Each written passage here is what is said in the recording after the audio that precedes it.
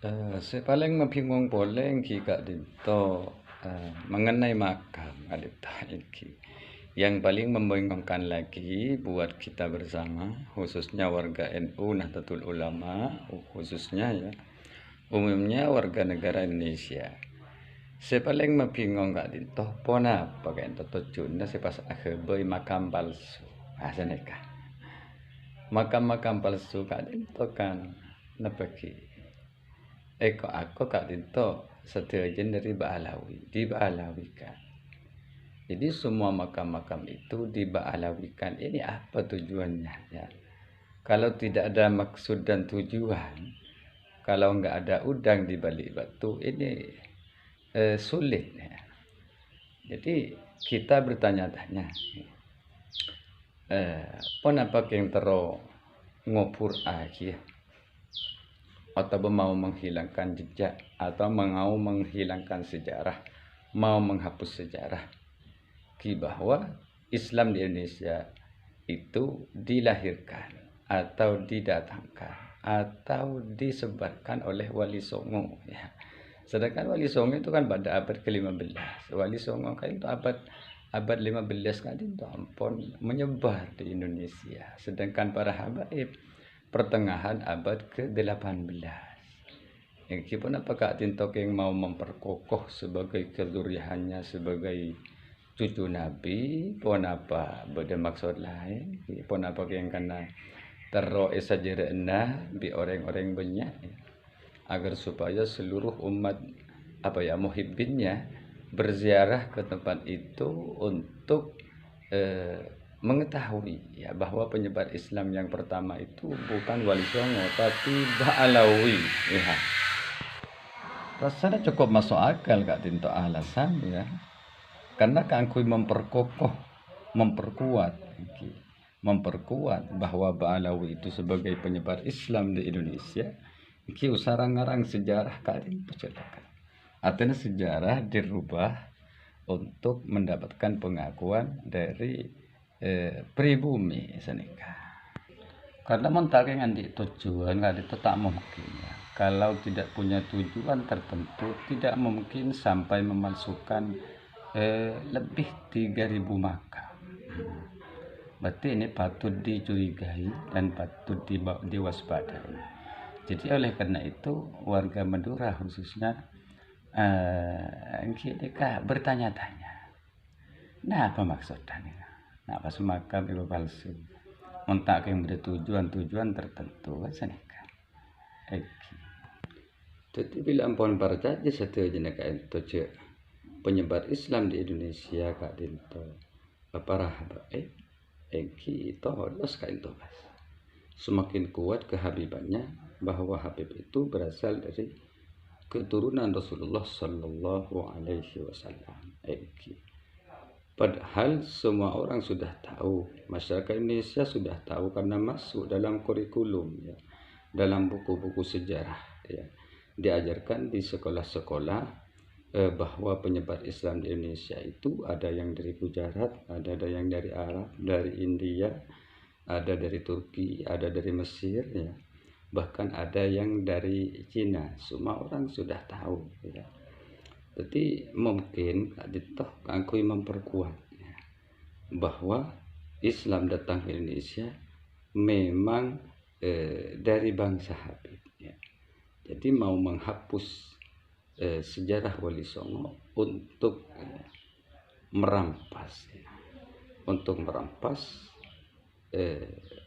penyebaran Islam. Karena dengan merampas penyebaran Islam bahwa disebarkan oleh para habaib, maka semakin kuatlah bahwa para habaib itu adalah keturunan Rasulullah. Padahal menurut sejarah ya Kak Dinto, para sayyid Kak Dinto, para keturunan Nabi, para Wali Songo yang menyebarkan Islam ke Indonesia, Kak Dinto belentah karena belentah itu ceritakan pada orang yang bergelar sayyidan atau Muhammadan. Jadi para sayyid Wali Songo itu disebut dengan sayyidan atau Muhammadan, pengikut Nabi Muhammad. Sangat takut Oleh karena itu para sayyid Kak Dinto banyak lari ke gunung-gunung, banyak bersembunyi di gunung-gunung, di tempat-tempat yang sepi, karena takut dibunuh oleh Belanda. Nah setelah itu didatangkanlah Habib dari Yaman, disuruh mengaku sebagai habaib keturunan Rasulullah SAW. Tapi ternyata tidak dibunuh, malah dilindungi oleh Belanda. Nah ini kan bukti bon. Anak pemain lindungi eki. Mak pasan mon Sayyid Kak Dinto ya, kalau Sayyid itu dibunuh, kalau Habib tidak, ya, bahkan dijadikan sebagai antek, ya. Ada yang sebagai punggawa, pungkebeh. Nah, mengapa demikian? Berarti memon Habib nikah cet lakar palsu senika. Si asli banyak Kak Dinto Madura Kak Dinto. Di Madura adalah keturunan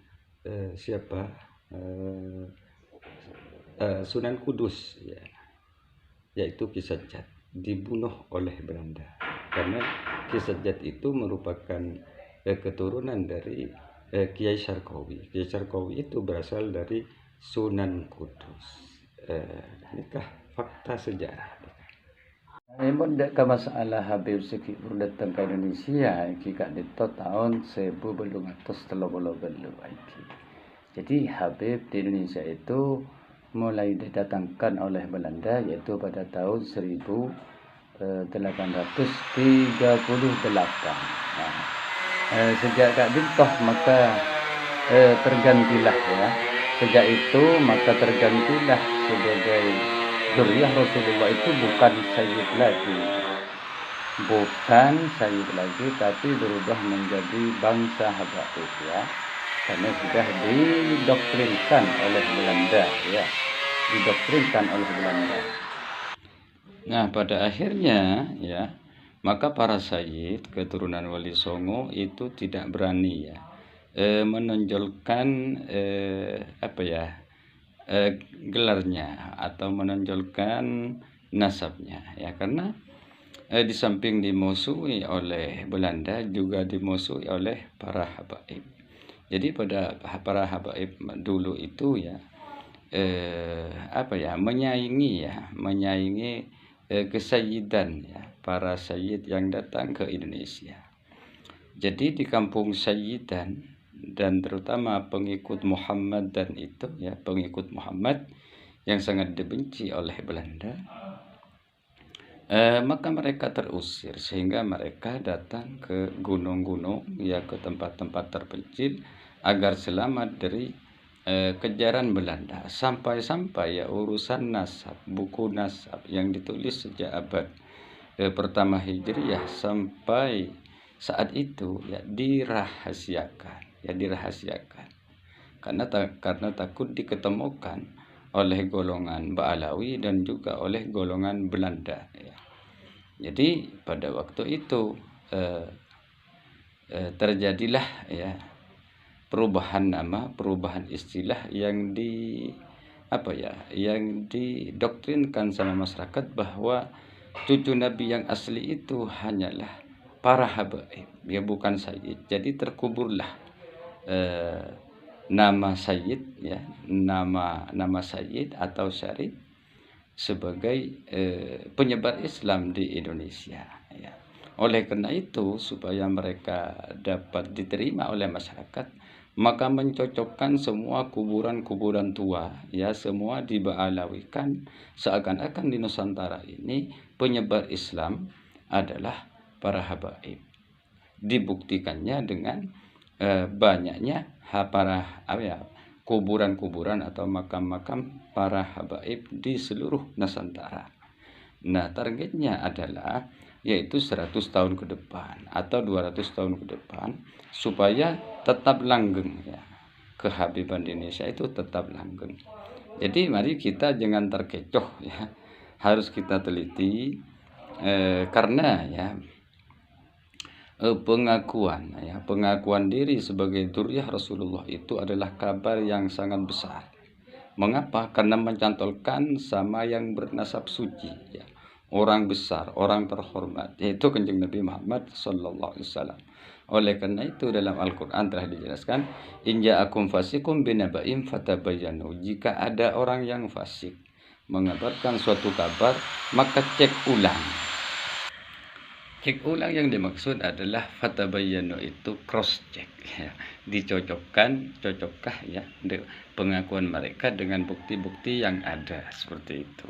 Silakan Anda membuktikan, jangan asal mencintai, jangan asal mendukung, jangan asal membela ya. Siapa tahu yang Anda bela itu benar apa yang telah dikatakan oleh Al-Qur'an, in ja'akum fasikum binaba'in fatabayyanu ya, supaya cek ulang, cross check ya, dicocokkan ya dengan fakta. Intinya kalau istilah sekarang itu harus faktual ya. Mengaku keturunan Nabi harus punya fakta, entah itu fakta sejarah, fakta filologi, fakta nasab, fakta tes DNA. Makanya ya seluruh dunia sudah menyatakan bahwa haplogrup Kanjeng Nabi Muhammad SAW itu adalah C1 ya, bukan K. Nah dahulu ya, dikala Ki Hasyim Asy'ari bersama para kiai yang hebat ya, yang kiai yang pentolan, ulama besar, 25 ulama telah mengitsbat, telah memutuskan bahwa gelar sayyid itu hanya ditujukan untuk para sayyid keturunan Nabi yang asli ya. Karena pada waktu itu rupanya para habaib minta sama Belanda supaya dirubah namanya, bukan lagi Habib tapi Sayyid. Nah, oleh Ki Hasyim Asy'ari bersama para ulama diputuskan bukan Sayyid, karena Sayyid itu khusus keturunan Kanjeng Nabi Muhammad SAW. Nah, pada tahun itu Kiai Haji Agus Salim pada tahun 1931 adalah membela Al-Irsyad ya, karena Al-Irsyad itu pada waktu itu merupakan ditempati ya, diisi oleh para sayyid dan syarif. Kemudian para sayyid dan syarif itu pada waktu itu mendukung demokrasi ya, demokrasi. Kemudian pada tahun berikutnya karena tahun 1932 ya, para habaib itu berpandangan rasisme. Artinya ras yang paling tinggi itu adalah dari Arab dan kalangan para habaib. Yang lain itu merupakan kelas nomor 2 atau nomor 3 atau nomor 4. Nah, oleh karena itu pada tahun 1934 Bung Karno menolak rasisme ya, dan kemudian menolak dengan istilah aristokrasi ya. Apa aristokrasi itu? Adalah perbedaan derajat antar sesama manusia. Karena menurut Bung Karno, manusia itu hanya dibedakan oleh derajat ketakwaannya ya. Inna akramakum indallahi atqakum ya, bukan diukur dari derajat kenasabannya. Menurut Presiden pertama Republik Indonesia yaitu Bung Karno.